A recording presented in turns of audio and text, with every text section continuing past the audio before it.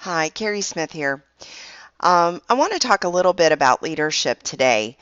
I had an incident happen yesterday, and I think it speaks to not just the situation that happened yesterday, but also across a lot of leadership and a lot of things that we're facing as leaders.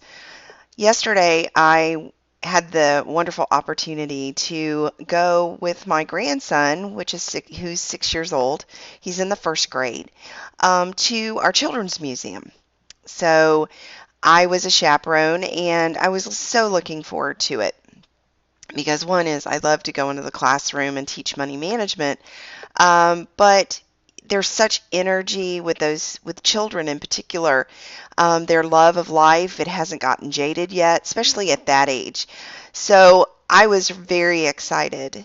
And I arrived at the classroom and I walked in and looked around and I didn't see my grandson. And all of a sudden, from behind the door, I hear, "Hey, KK." And it was my grandson. And he was seated in a desk facing the wall. And I was in disbelief. I could not believe that a teacher had put a child, and let me be clear right here. I would have been just as shocked had it been any student placed behind the door facing a wall as far away from the rest of the class as possible. And I know my grandson's been struggling in this class.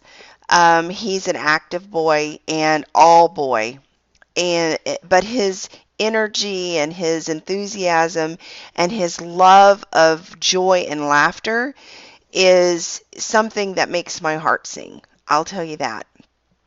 But I walked in that, and when I saw it, it took everything I had to hold the tears back, because as someone that has studied leadership and behavior and what's conducive to positive learning, positive outcomes, and working with teams and what you do to foster and to encourage and to make folks feel appreciated, the last thing that we would ever do, especially to adults, you do not isolate them and you don't put their backs to the rest of the group. It's so they are not seen. So I really, going back and looking at the things that have been happening over the last 3 months with my grandson, and watching the evolution in hindsight, because yes, in the moments that things are happening, a lot of times we don't see the clues. But going back and really looking at it, my grandson's behavior has gotten worse in the classroom, not better. And her isolation of him only made it worse. And that's the same things we see in leadership. Whether we're leading a credit union or small business, or we're a teacher in a classroom. When you see that behavior or outcomes are not, they're not improving, we've got to rethink what we're doing.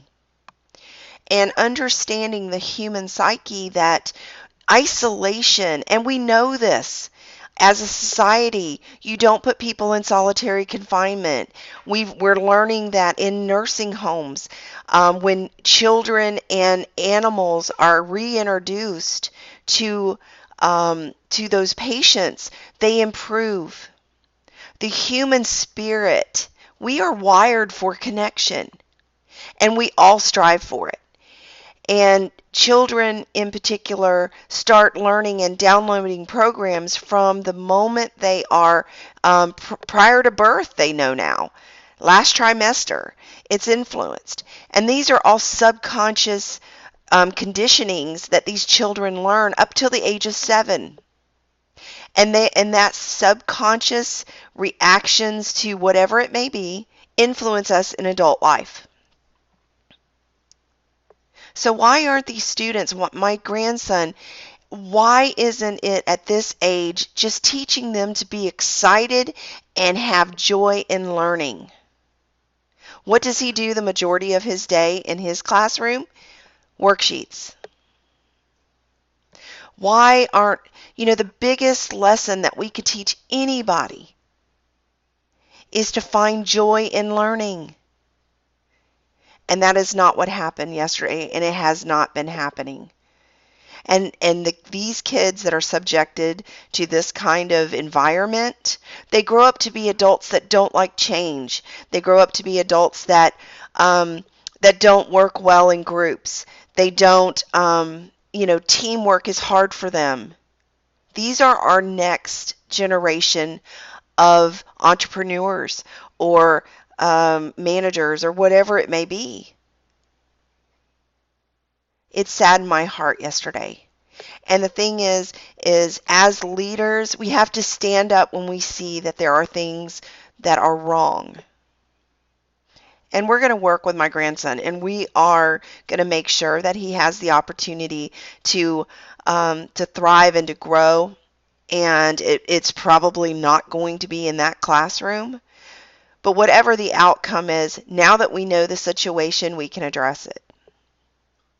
So if in your organization, or if you have a student or somebody that's struggling and things are getting worse, stop, evaluate what you're doing, and do the opposite.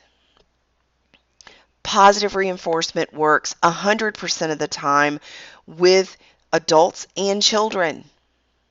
Find ways to lift people up instead of tearing them down, and wonderful things will happen.